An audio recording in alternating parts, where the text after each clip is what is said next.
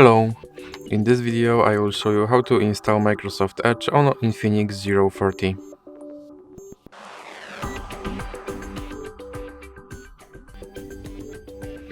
So you have to start with opening your Google Play Store. Now click on search bar and type in Edge. Now click search and click install.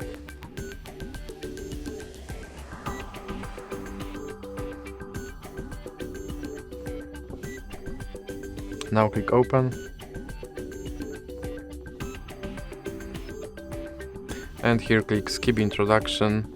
Now you can customize your homepage, or you can click not now.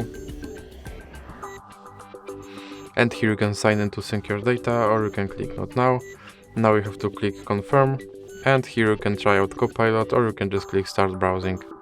And Microsoft Edge is now installed and ready to use. So that's it for this video. If you liked it, please remember to leave like and subscribe.